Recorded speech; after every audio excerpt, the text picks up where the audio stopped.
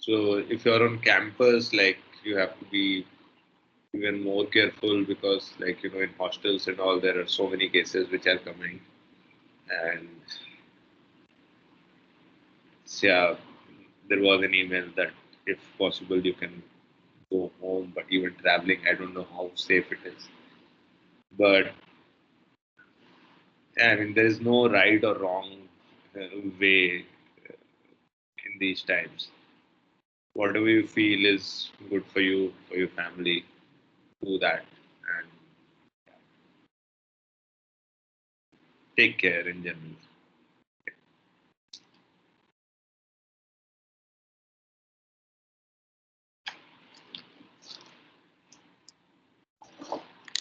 Wait, the screen is not being shared. Why?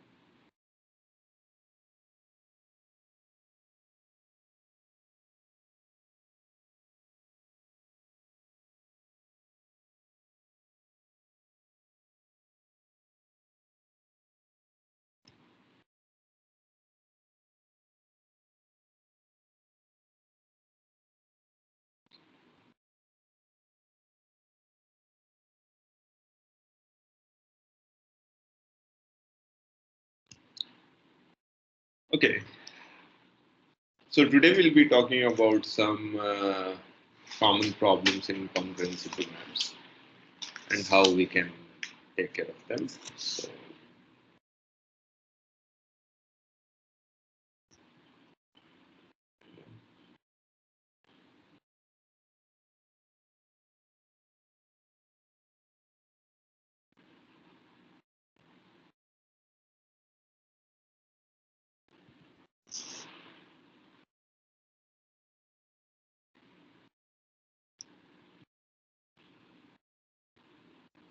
to understand concurrency problems that arise real life applications and how to avoid.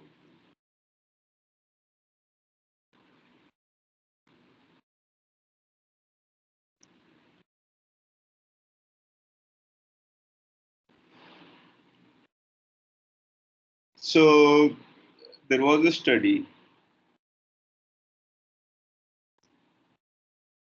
by Lu et al. In 2008, which analyzed some programs.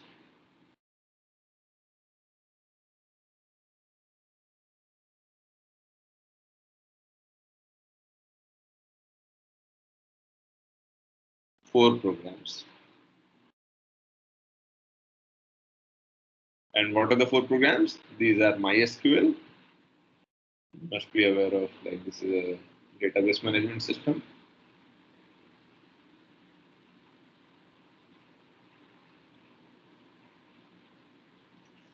Apache, web server, Mozilla, browser, and OpenOffice.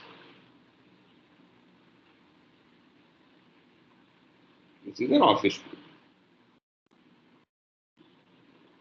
free version of MS Office. So they analyzed these four and they looked at the developers' work.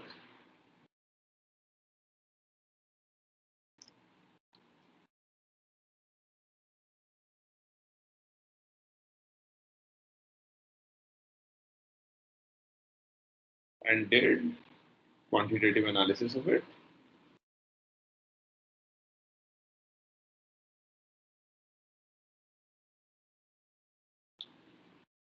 Okay, and they found that there were 105 bugs in total. Okay, out of which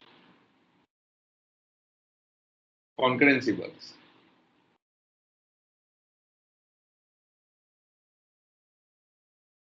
and out of which 74 were non-deadlock bugs.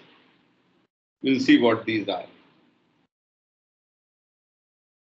And remaining 31 were deadlock bugs.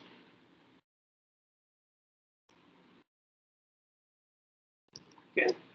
One thing about concurrency bugs is that these bugs are non-deterministic.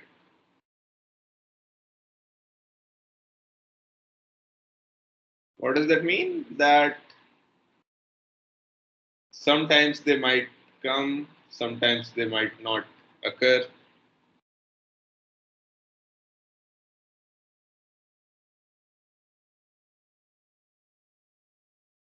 So because of that, they are hard to reproduce and hard to debug.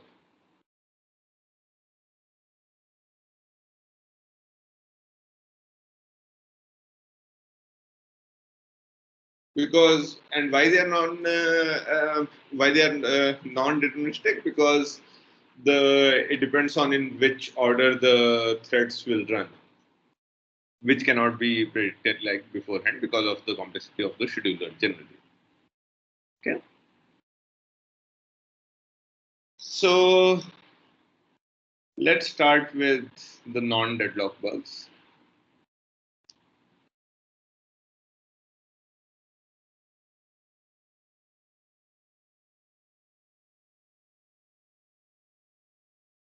And as we saw, they make up the majority of bugs.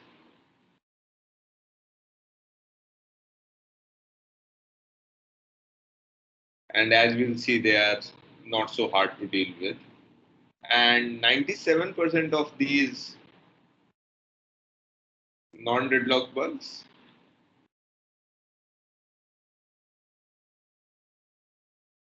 are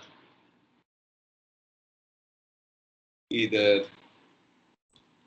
atomicity violation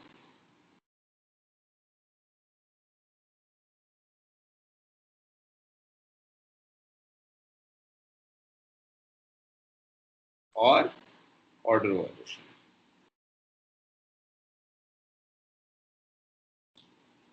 Okay.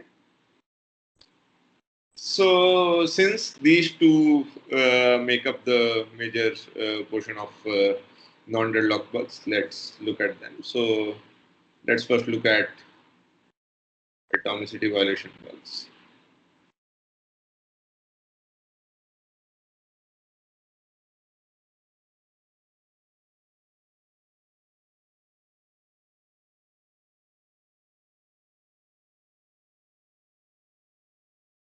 Okay, so let's look at one example from MySQL. So suppose this is the code. So thread 1, okay, it checks the value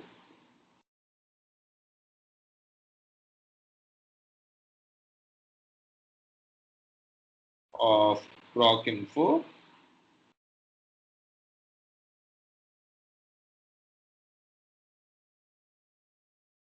okay, and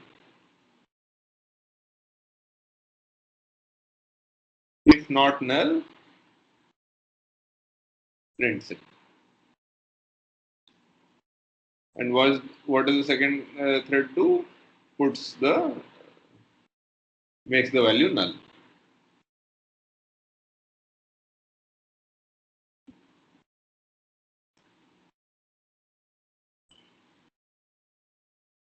So there is this structure thread THD, and it has a field called proc info, which these two threads together, they both access. Okay. So what can be the problem in this code? That after thread 1 checks that proc info is not null, thread 2 comes and makes it null, then the print statement happens. Exactly. So here, after it has decided, after thread 1 has decided,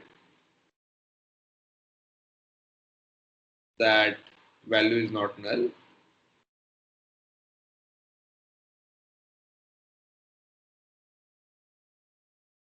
it gets interrupted. Okay, so it gets interrupted here. Then thread 2 runs, it makes the value null, and now this statement will not work as desired.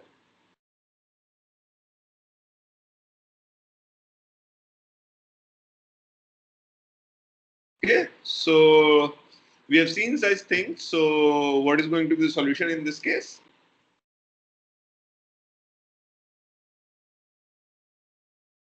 What is the problem here? Problem here is that these two statements, line 2 and line 3,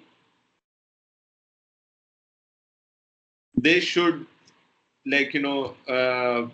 execute together. It should not happen that the thread gets interrupted after the first statement. So what should be the solution? We can acquire a log before and Yeah, we can put a lock around it. So the solution is quite simple in this case. We get a lock and we put that before and after the critical section.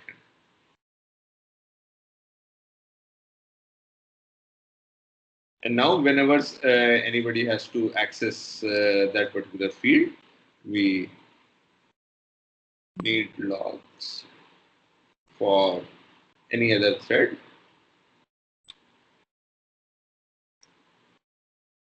that accesses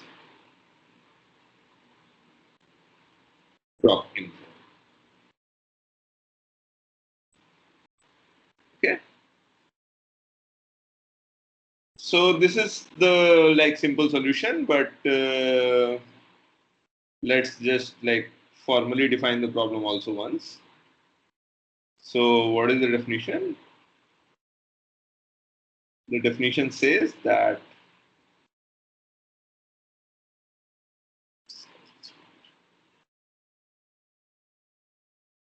so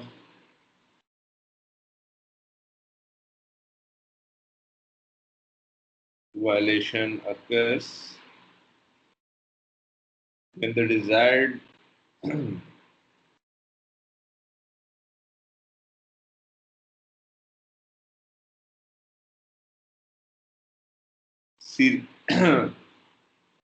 serializability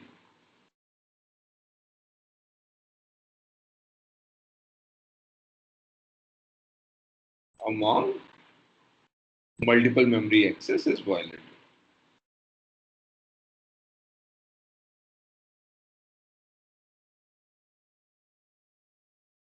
What does it mean? It means that you want some memory accesses to be serial one after the other, but that does not happen. So what does that mean?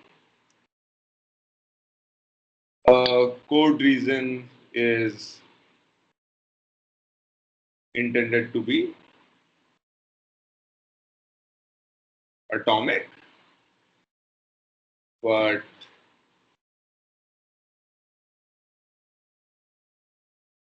atomicity is not enforced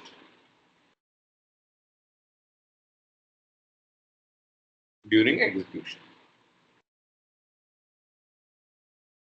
Okay, and as we saw, the solution of these is simple. It's to use logs. Okay, so these kind of bugs are easy to take care of. Even the second kind is such. So what is the second kind? It's order violation bugs.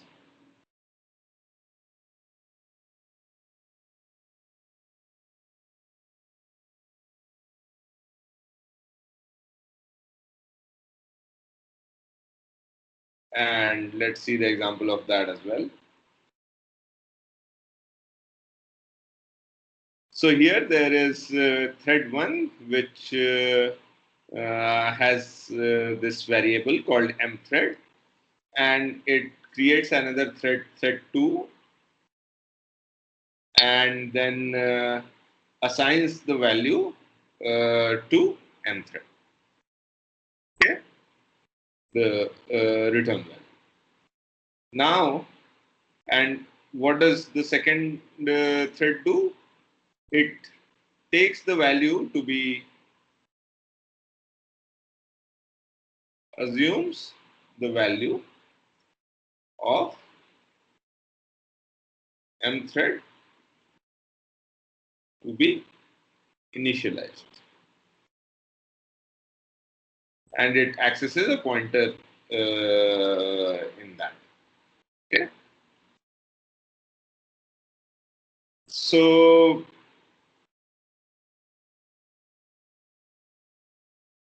again, what can be the problem which can happen here? It's simple, but yeah.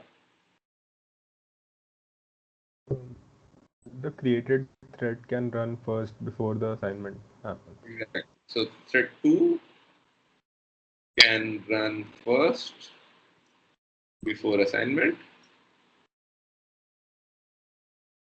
and then this value is not properly initialized.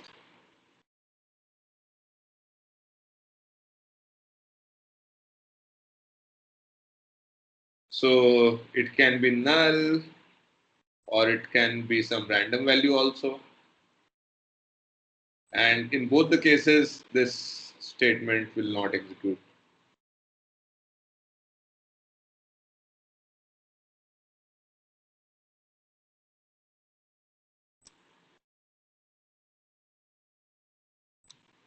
Okay. So again, the solution to this is going to be,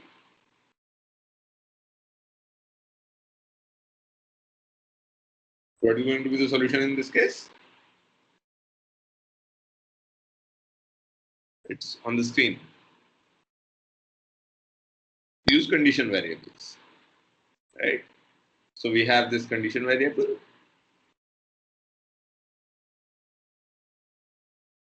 and this is the state variable on which the condition variable will, and this is the associated lock to the condition variable. And then we do the same thing, and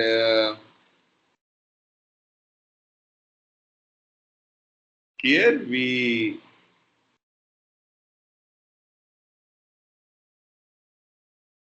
whenever the init part is 1, then only so we go to the child. So makes the state variable 1 and signals that it's changed. So it makes the variable 1, and here it signals. Okay, and then it, so before that, of course, as we had seen in the condition variable chapter, that it acquires a lock, and after that it releases the lock. And what does the child do? The child will acquire the lock, then it will, while the value is 0, it will wait for the state variable to be 1. So when it's 0, it will keep waiting, and then if it becomes 1, it will come out of it, it will release the lock, and it will continue execution. So the child will execute only after this statement has been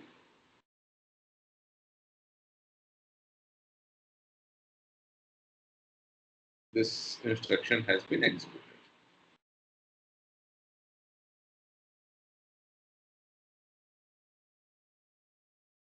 Okay. So again, this is a very simple problem. Similar things we had seen earlier, that why we need condition variables, because the we want things to happen in certain order and so on.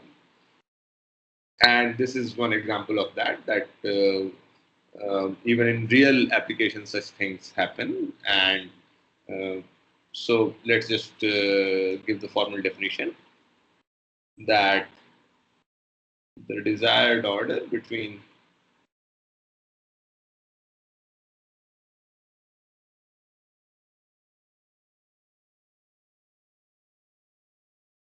two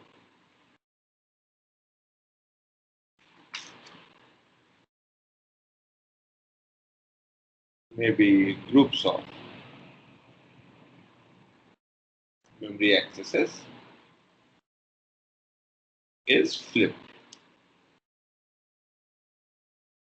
during execution.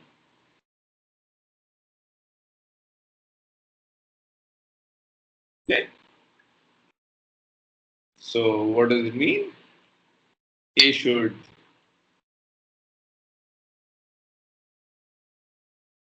execute before B, but the ordering is not enforced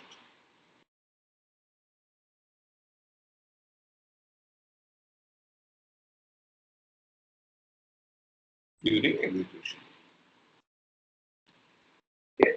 So this is the problem, and what is the solution? As we saw, is condition variables.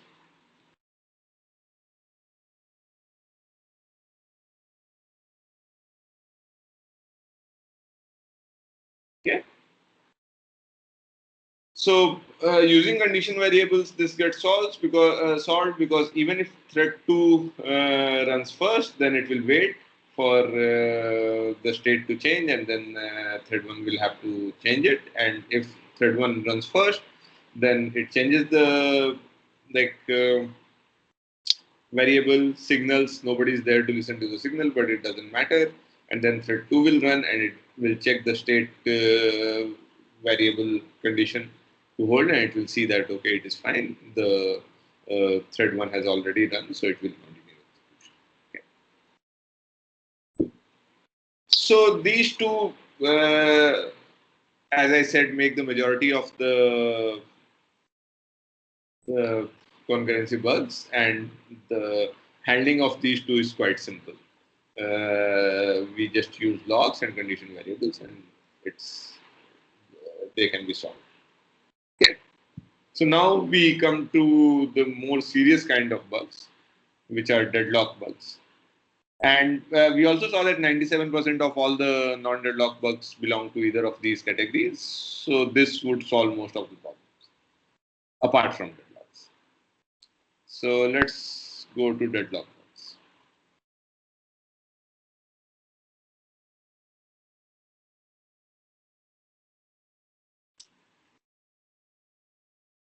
A classic example of a deadlock bug is like very simple. It's what does thread 1 do? It just acquires two locks.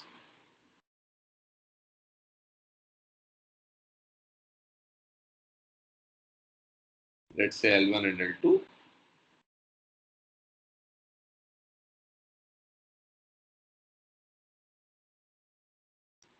And then there is another thread. And what does it do? What does it do? It acquires the same locks in the other order.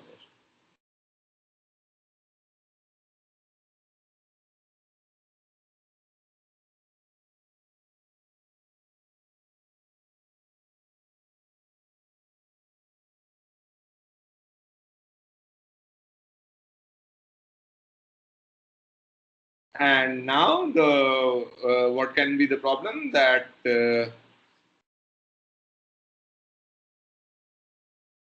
thread 1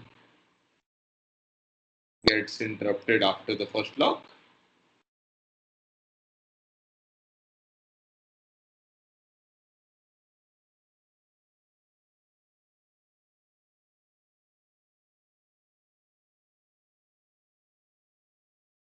And then thread 2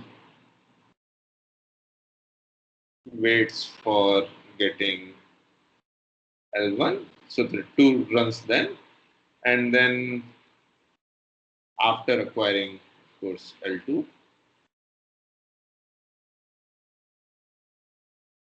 and thread 1 now whenever it gets a chance to run, then waits for getting L2. So thread 2 is waiting for L1, thread 1 is waiting for L2, and thread 1 holds L1, thread 2 holds L2. So this is the classic. So another thing is that it might not occur all the time. As I said, it depends on the ordering. So maybe thread one will not get interrupted while acquiring the lock. So it's not that whenever such a thing happens, like deadlocks will occur. It might not occur all the time, but it will. It can occur.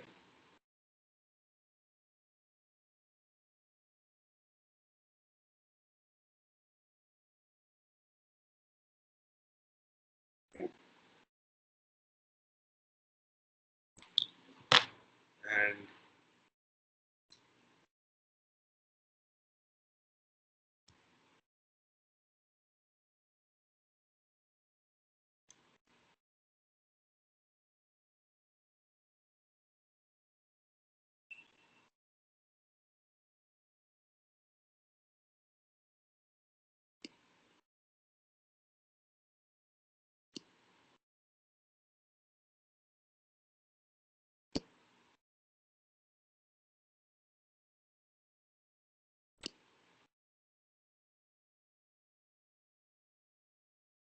okay. So how do we see it? Like so, let's see it like pictorially first. So let's say this is thread one, and it holds lock one, and here is lock two. So lock two is wanted by thread one, and here is thread two. It holds lock two, and lock one is wanted by thread two. Okay. So this is the situation which is happening right now. So a cycle like this, you can see that this is a cycle. There are directed edges. Indicates that deadlocks can occur.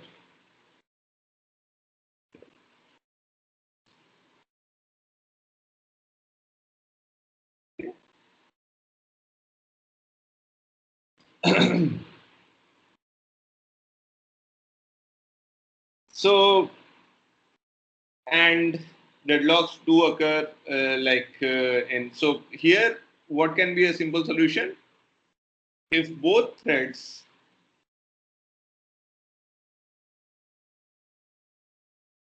grab locks or tried to grab the lock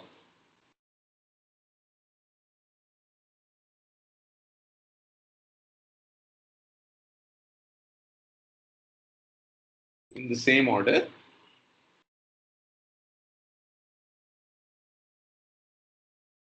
then deadlock won't occur.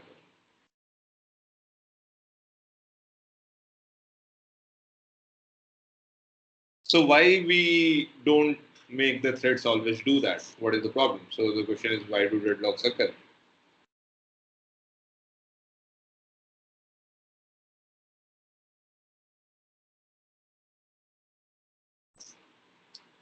And the first answer to that question is complex dependencies in large systems.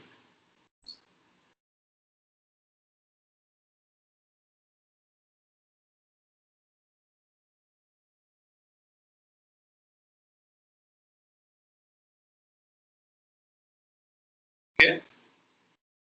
So if we have a very large system which has like many components, then different kind of dependencies can arise, which we sometimes cannot see it beforehand. For example, like suppose we have OS. Sorry. So it has file system and virtual memory system.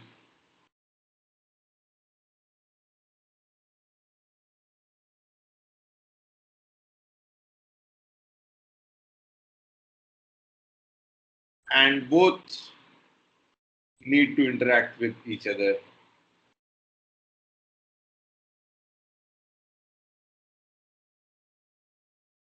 file system might want some pages from the virtual memory system, and the virtual memory system might want to deal with file system to update the page table, etc. So circular dependencies can occur, right?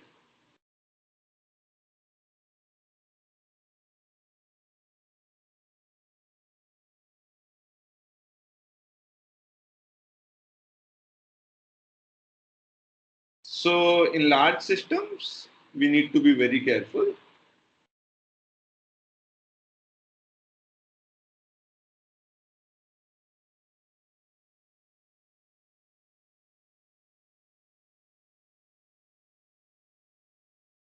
About circular dependencies.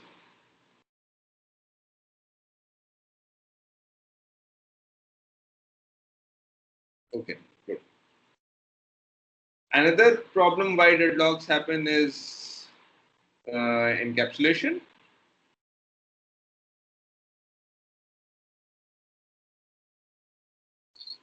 First is this. Second is encapsulation.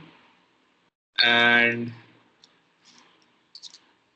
this happens when, so we want to make the programs more like, or the interface to be more programmer friendly, that we don't want to show all the details and so on. But if we hide the details,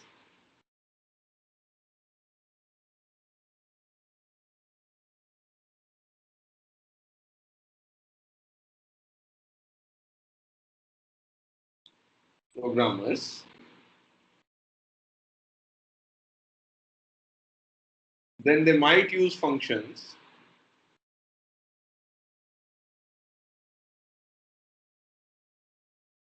in a way that causes deadlock. So an example of that is actually a method in Java vector class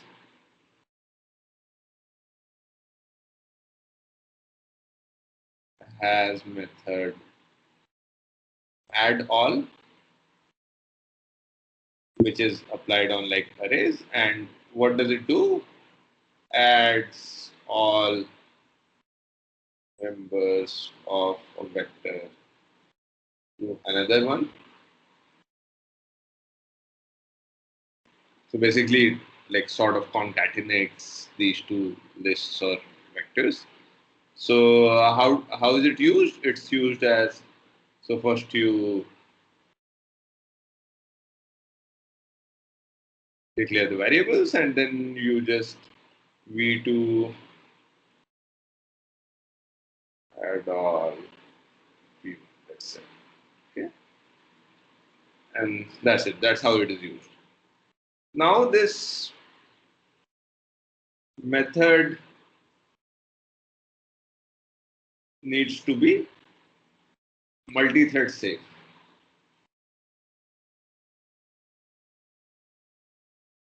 So when this method is designed in the language, then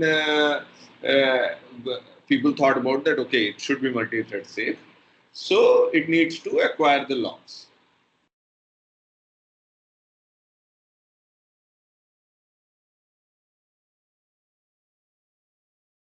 For V1 and V2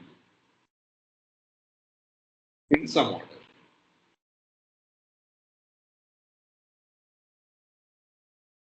Let's say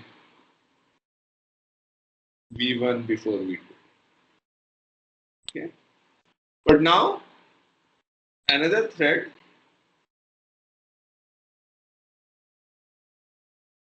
calls the method like V1 add all V2. And now if the same order, so here V2 before V1, and we are again in similar problem that we had earlier, that there are two locks, one thread is acquiring the locks in one order, the other thread is acquiring the locks in another order. Okay. and this thing is hidden from the calling application. You don't know in what order the locks are acquired and so on. So a programmer will just use these methods, and they wouldn't know that this can cause deadlocks. So these are the two like big reasons for why deadlocks can occur. Of course, if a programmer is careless, then also deadlocks can occur. And now there are some formal conditions for deadlocks that must hold for deadlocks to occur.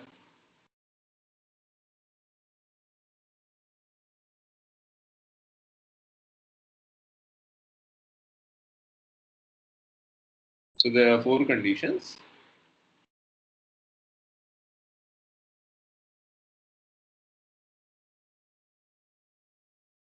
So first one is mutual exclusion.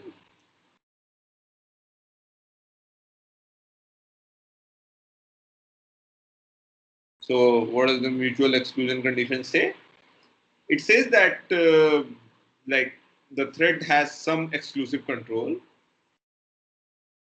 over some part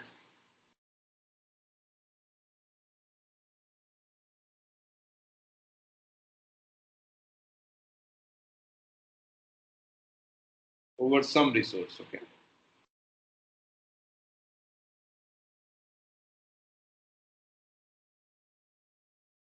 That is, no other thread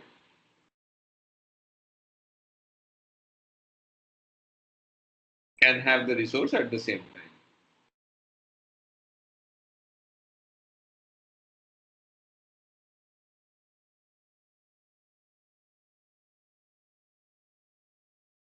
And one example of that we have seen is locks, that only one thread can hold a lock, right, at one time. A second condition is hold and wait.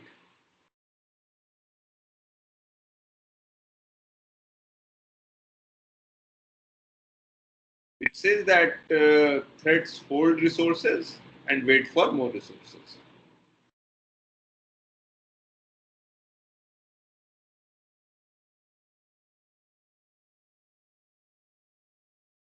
That are already allotted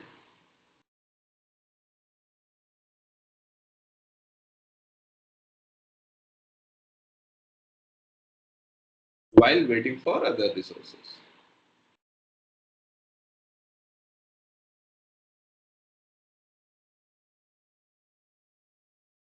So, example can be having lock,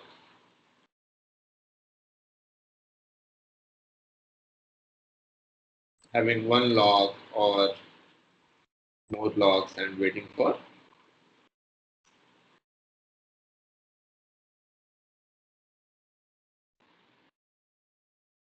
more locks. Okay. So this is the second condition that has to happen for deadlocks to occur. Then third is no preemption.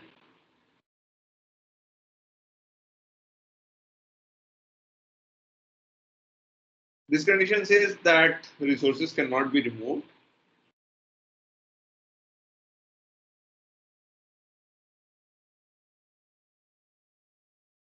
from threads forcibly.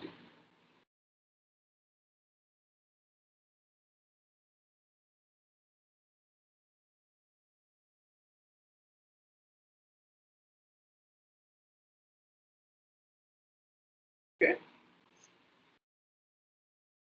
That if, again, the example is a lock, that if a thread is holding a lock, then you cannot forcibly remove the lock from the thread. Okay.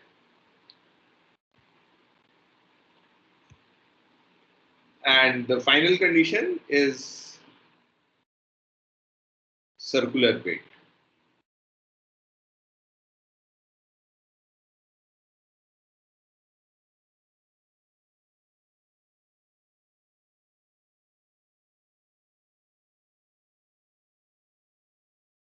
And what does it say that there exists?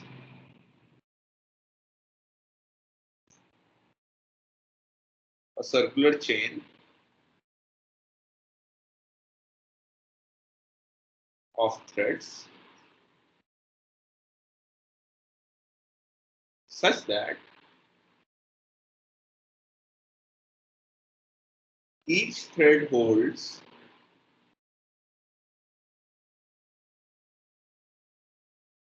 some resource that is desired by the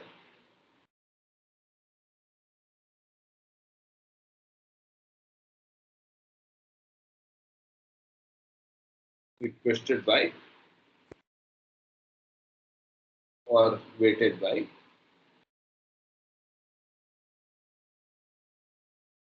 the next thread in the chain.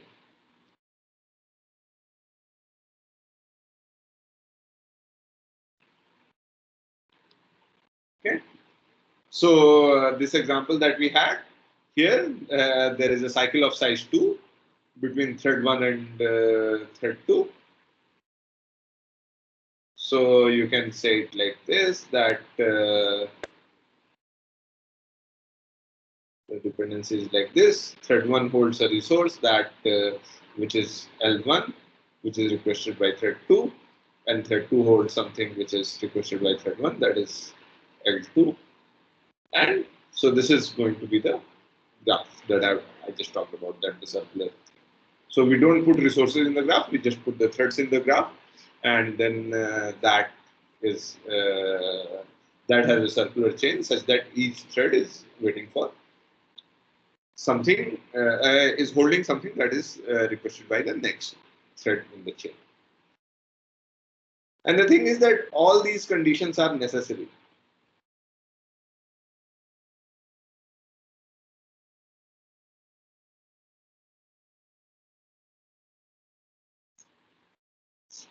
For deadlocks to occur.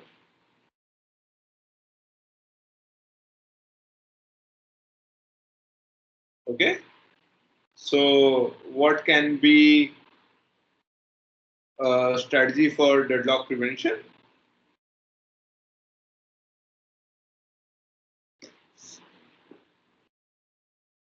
Prevents any one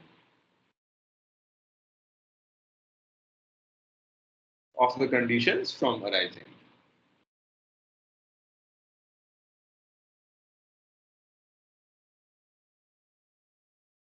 Okay.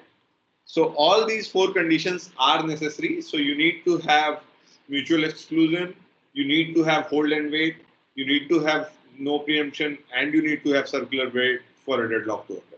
If any of these conditions is not there, then the deadlocks will not occur. Okay. And so the prevention strategy can be that, okay, any of these conditions we falsified, then deadlocks will not occur in the system. So let's see these conditions one by one and see whether there exists, some way to stop them from occurring, and if so, then what are the problems or issues with trying to do that. So let's first see circular way.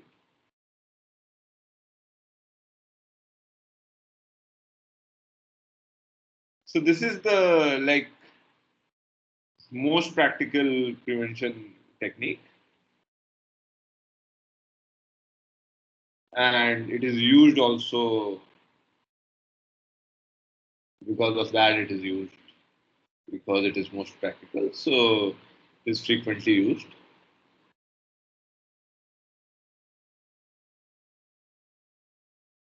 So basically what we want to do, we want to write code such that it never goes into circular way.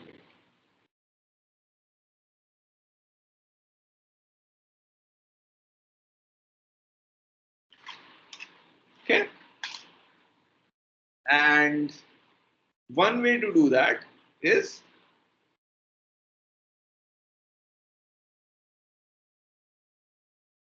to have total ordering on lock acquisitions.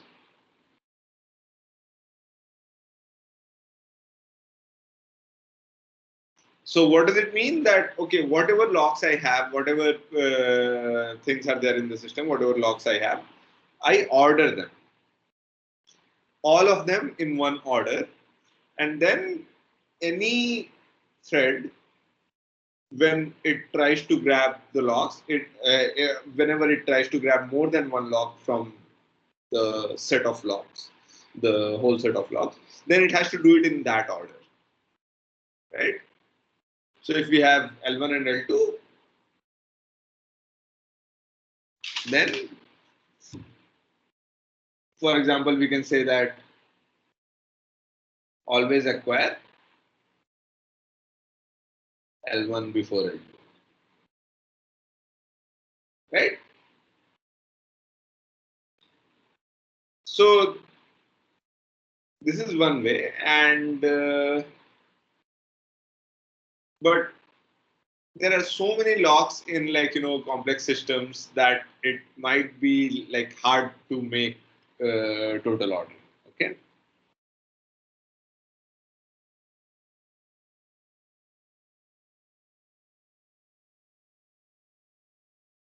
because a method might call other methods and so on. You don't know from beforehand how, like, because there is some ordering of, some desired orderings of these methods also, and according to that they would want to acquire the locks. Now if that ordering does not match with the total ordering of the locks, then you are in trouble, right?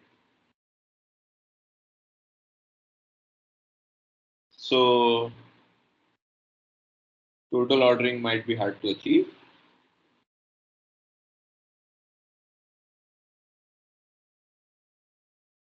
and that is why, for this solution, to get around this problem, partial lock ordering is used. And this is what, like, is done in Linux. So you group some locks together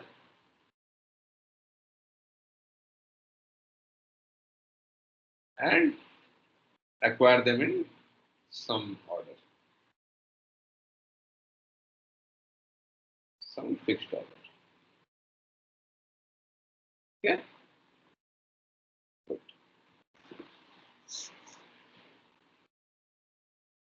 Now, what are the issues with this strategy? So one is that it requires very careful design.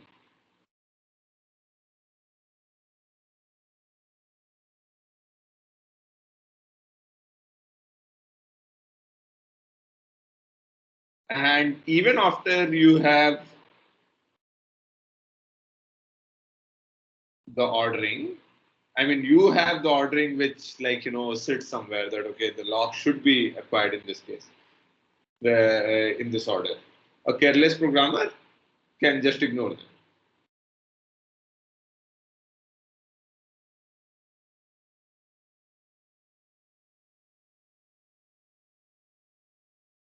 Might request locks in other order.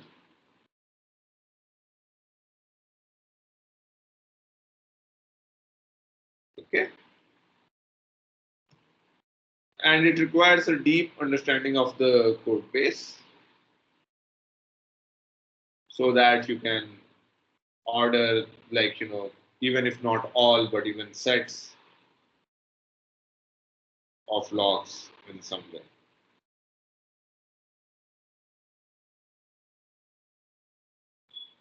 Okay. So now another. So this was for circular weight. That okay. So in Linux, this is used. That so when Torvalds write, like, the code, and so he has written that okay, for this set of locks, which lock will be acquired first, and then which lock, and then which lock, and so on.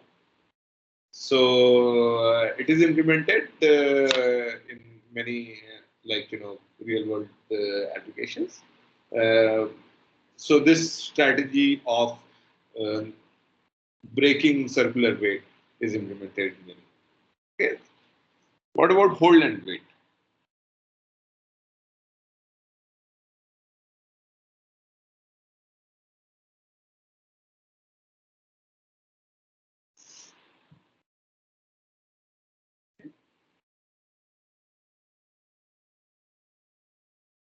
So instead, so what does hold and wait say? That okay, I acquire some lock and then I wait for another lock.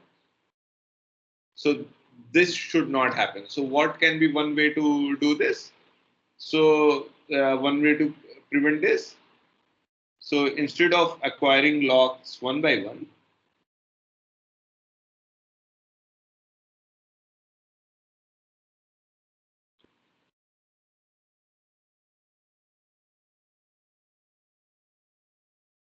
we acquire them all at once, atomic. Okay, so what does it mean? That you have another lock basically that is going to be the prevention lock. So first you acquire the prevention lock,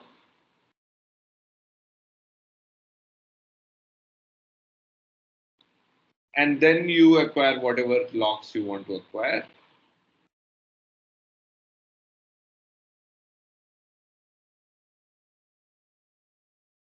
Let's say L1, then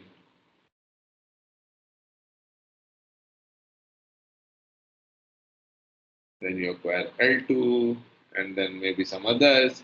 And then when you are done acquiring with all the locks, then you release the prevention lock.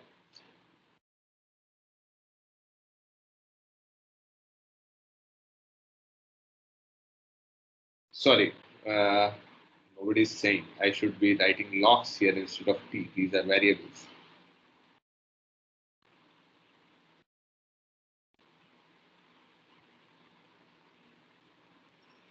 And then you unlock.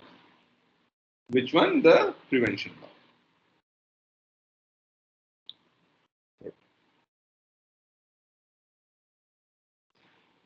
So yeah, so the idea is to first get the prevention lock,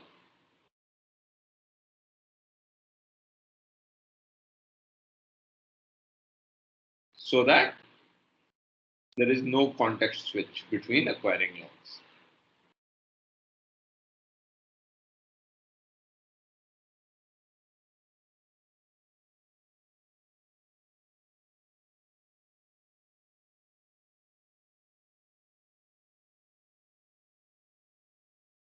So since we have acquired the prevention lock here and release it here, this part is atomic. So there cannot be any interrupt or preemption in between. So all these locks will be acquired together. Okay. So any thread trying to get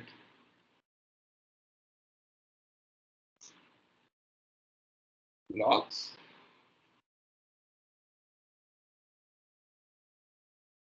must get prevention lock first.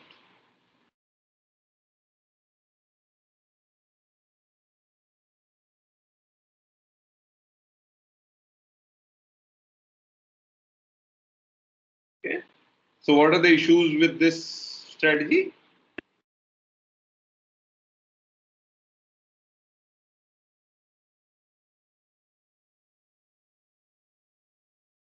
What can be the issues?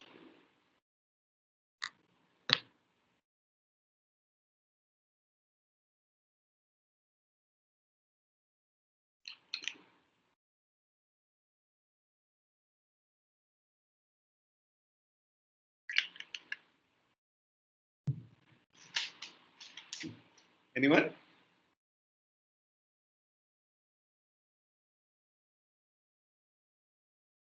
So one issue is that encapsulation is bad.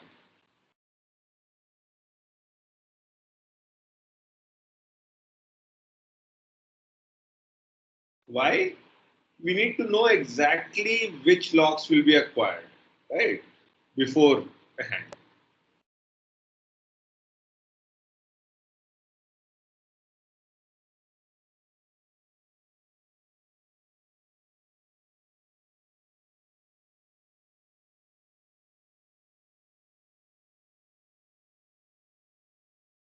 So we need all of them. And another problem is that it decreases concurrency. Why? Because the locks might get acquired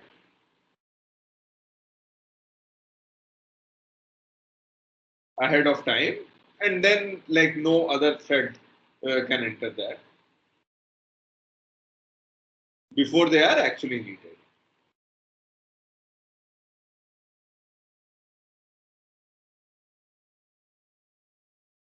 Okay, so these are the problems with this strategy of trying to deal with the condition hold and wait and not uh, trying so that it does not arise. Okay, so we have seen two. The third is no preemption.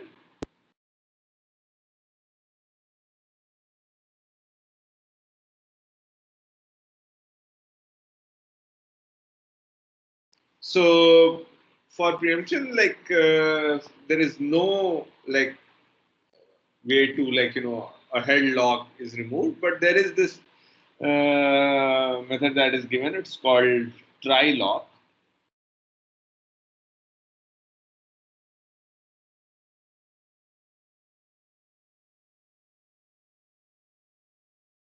Okay, which instead of just waiting for the lock, it either grabs the lock or returns uh, returns an error code. Like it does not wait.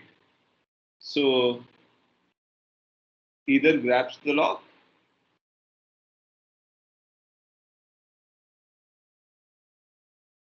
or returns error code that the lock is held.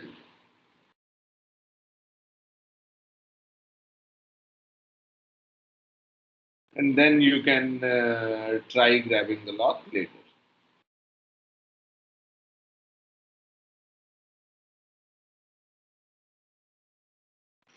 Okay, so how can we implement this? So suppose we had this L1, L2 thing, right? So thread one would have something like this. So let's say here top begins and then it says pthread mutex lock L1 grabs L1, and now if it can grab L2 then fine. If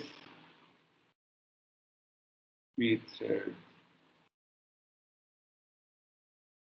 mutex try lock L2 is not equal to 0,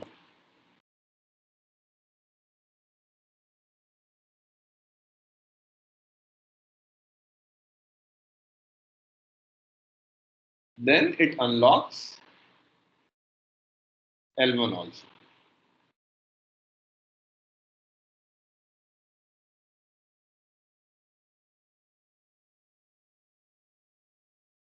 And then it goes to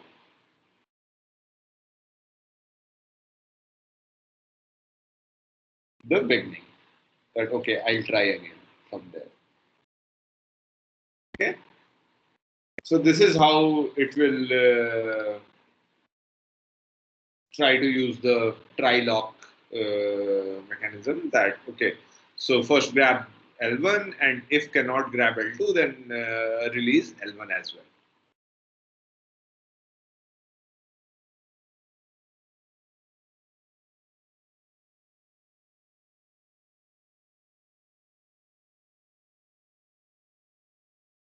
Okay. Now, if another thread follows the same procedure,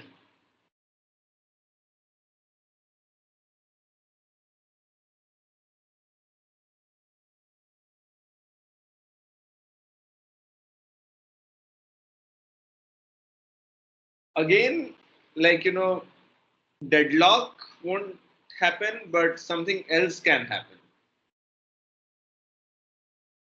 it can happen that both threads keep going through the routine again and again.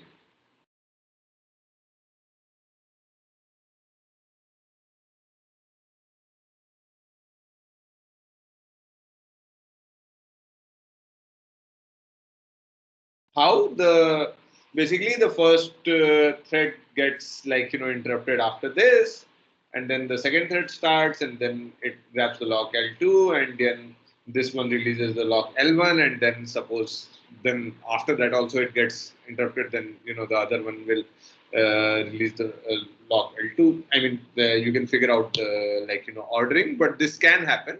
It is unlikely, but this can happen that they keep going through this same code again and again, and this situation is called live lock. It's not a deadlock, but it's a live lock because no progress is being made.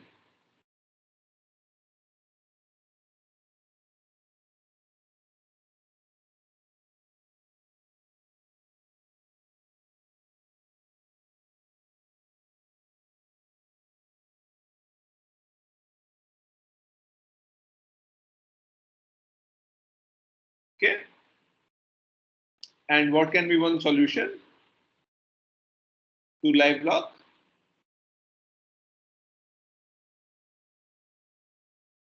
Before trying again,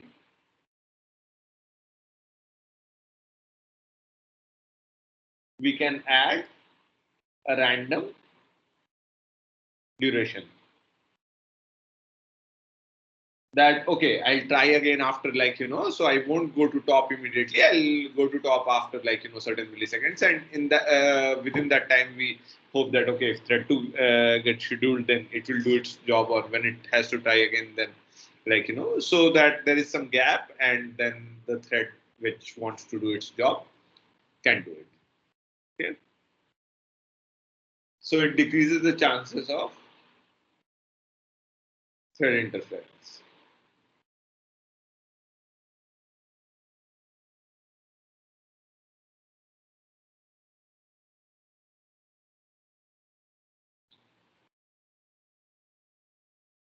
Okay, and what are the issues with this?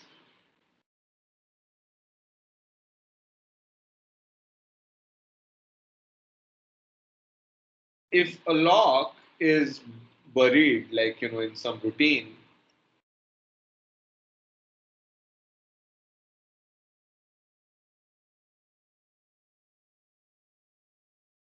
then restarting the routine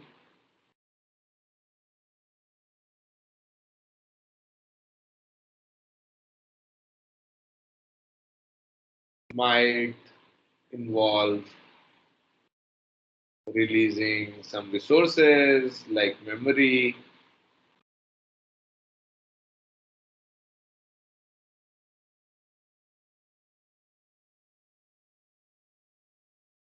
Etc. Okay, and also this does not really add preemption, so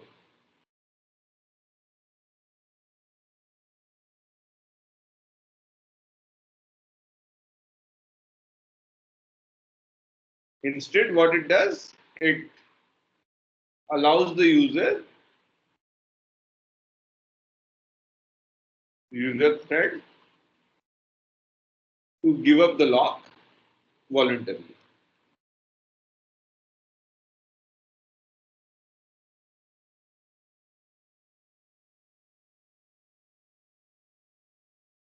Voluntarily.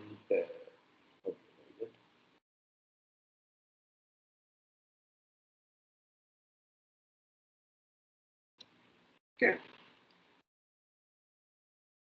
Okay, so now we have discussed three strategies of trying to avoid one of the conditions, and now the fourth is going to be trying to avoid mutual exclusion.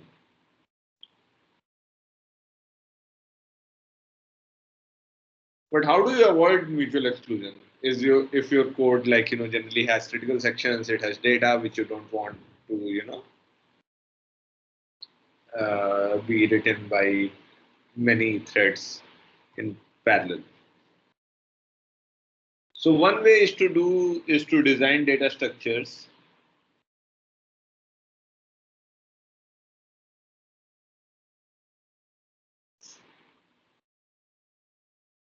which are without locks.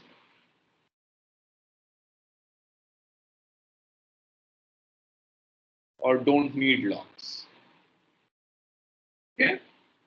What does that mean? That all operations on them are atomic.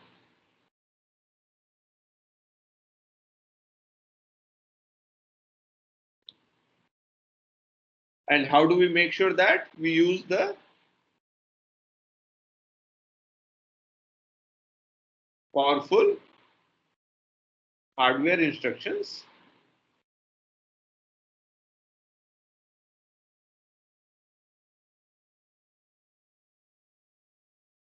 to build data structures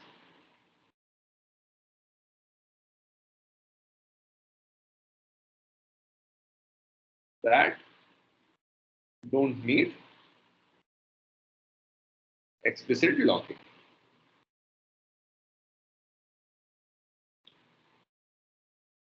Okay, so one example of it is, let's see. So you remember the compare and swap instruction that we saw? It takes an address, it takes an integer expected and an integer new. And if the value at the address is equal to the expected value, then it changes it with the new value.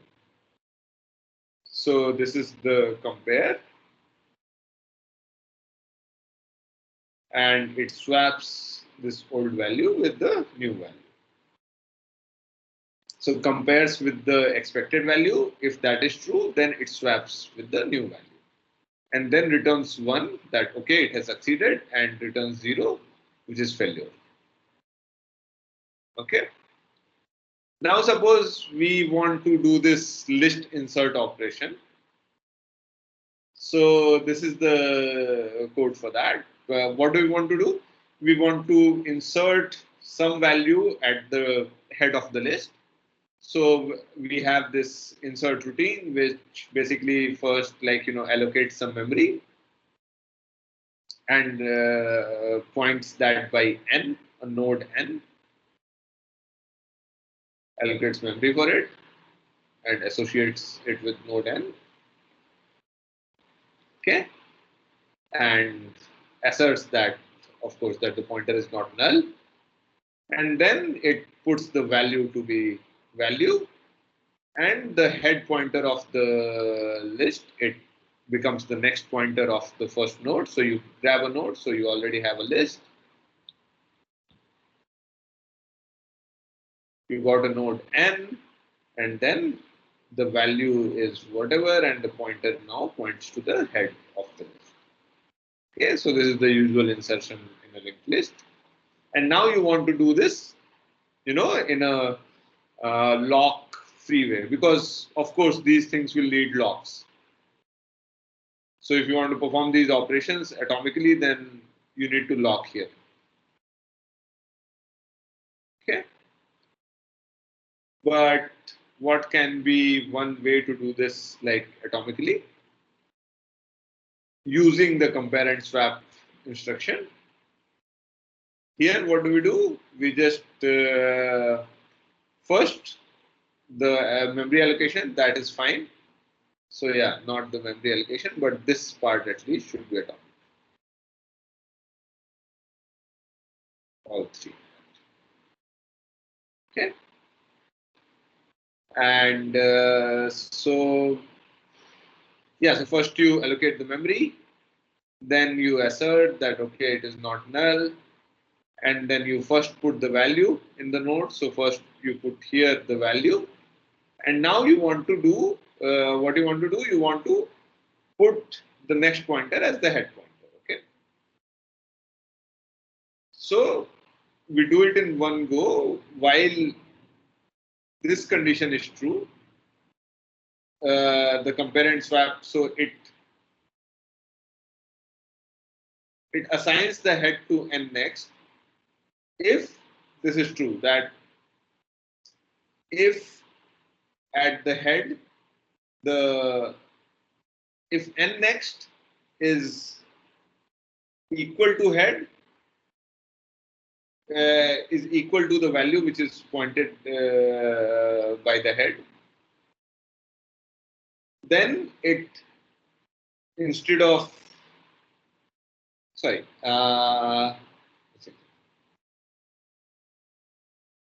yeah, so if the value at the pointer head is equal to n next, okay, then it replaces it by, so you have the pointer, you have the head of the list, so this is the head, and if this is equal to n next, which it like it won't be initially, so it will return 0, so it will do nothing because 0 is failure. Okay, so it first assigns this. So do while is like first you do this and then check the condition. So first you assign the n next to head, so this is the new node n, so it assigns the next pointer to head and then checks whether the value is fine or not, and then if it is not, then it will try to assign it again. Okay, so using this like compare and swap, you can make these operations atomic. Again, like so these things are not very like simple, and this is just the insert operation that we were trying to do, and there can be many more operations. So this strategy is not like very easy to implement to remove mutual exclusion. Okay, so building more functions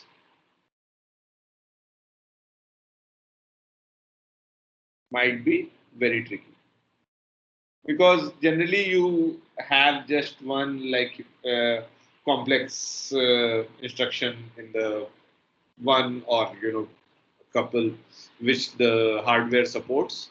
So it's not that the like hardware is going to have a tailor-made instruction for all the whatever the operations you want to perform on the data structure, because the data structure is built like later, not by the hardware. So that is the problem with removing mutual exclusion, and the book has some references for like the papers if you want to read for data structures, data structures which are like lock free.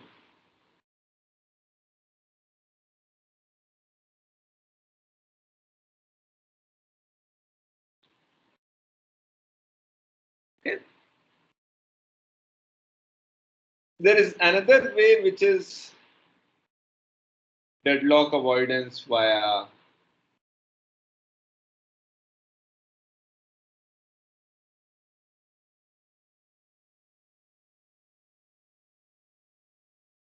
scheduling, and this is like okay, so suppose you have 4 threads and you have 2 locks, and suppose thread 1 and thread 2 require both these locks, and thread 4 does not require any lock, thread 3 requires just L2. Okay, so what do we know? That T1 and T2 running together can cause deadlock if the locks are acquired in like different order. So what we'll do, we will run them on the same processor, one after the other.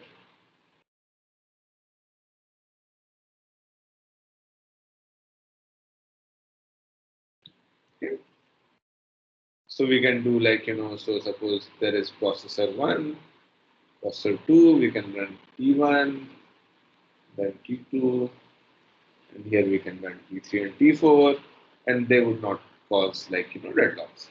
But what if T3 was like, if T3 also required L1 and L2 both, then we need to run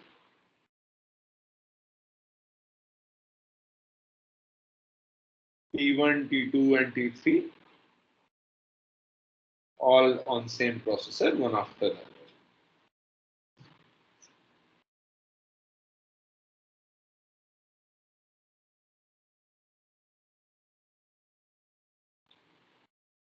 Okay. So this technique of scheduling like can work only if we have full knowledge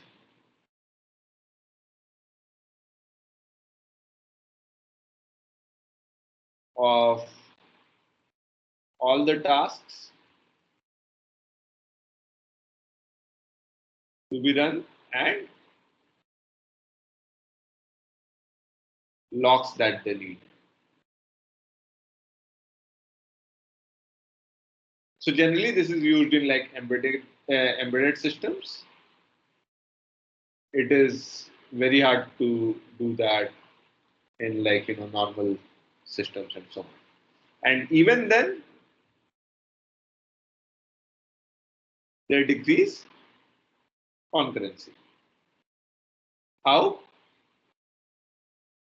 We just saw that now T1, T2, T3 all have to run on one processor, one after the other. And earlier you could like parallelize a bit, but now you have to like do T1, T2, T3 together. And the final thing is like, okay, now we cannot prevent like deadlocks from occurring completely. So there is this thing called detect and recover.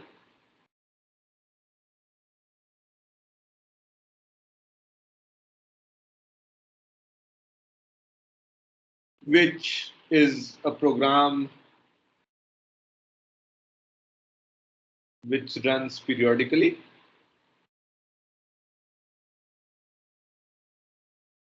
And it builds a resource graph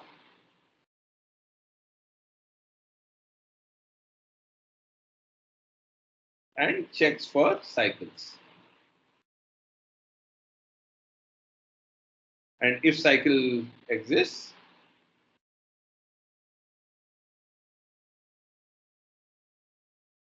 then restart the system.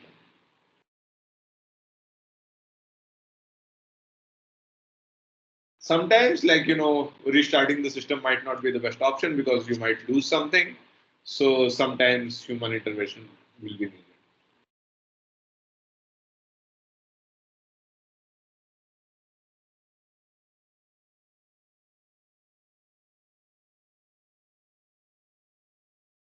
Okay. So this, like, finishes our story of deadlocks in general, that, okay, there are 4 conditions which are necessary for deadlocks to occur. And we saw that, okay, how each of them we can try to, like, avoid using like different. So mutual exclusion is hardest to avoid. Then easiest to avoid was circular wait, and then hold and wait, then no preemption, and so on. But all of them have certain issues, so we cannot like completely remove deadlocks generally from our systems, or a possibility of a deadlock. But these are the practices that we can do. And then we had some non deadlock concurrency bugs also, and we saw that they can be handled quite easily using locks and condition variables. Okay. So this finishes the discussion on concurrency bugs and also this whole module on concurrency. And now we'll be starting with like file systems and stuff on Thursday. Okay. So any questions about today's lecture? We have gone slightly over time, but yeah, any questions? Or anything else like that you want to say, discuss?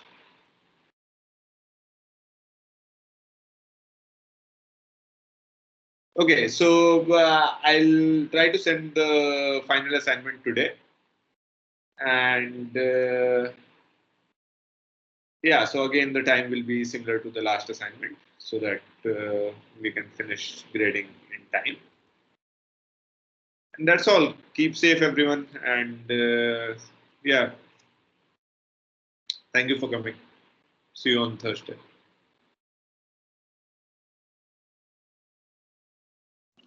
Sir, Yeah, in this assignment 3, can I ask one thing? yeah, tell me. So it was mentioned in the post that leading zeros will be provided, right? In the addresses, Mm-hmm. if they are less than 5 characters long. Oh, sorry, 8 characters long, I mean. Okay, but So leading zeros will be provided, right? I'm not sure. I'll have to check with the TS about this implementation. So, what is your concern? I can like pass it on and. So yeah, so basically nothing else, sir, but just that if it's less than 8 bits, then there is some error. Not error, basically wrong interpretation of the RW bit. Okay, so you're saying that if the trace file has does not have these leading zeros, then your program will not run. It Or will run, but it will give some wrong uh, misses and drops. Sorry, drops and writes. okay, so and did the TA said that leading zeros will be provided in the program or something? In the post, yeah, they said that it will be provided. Okay, Like, all right, I'll have a look. I'm not sure right now, but I'll have a look. thank you, sir. Any other thing? Anybody?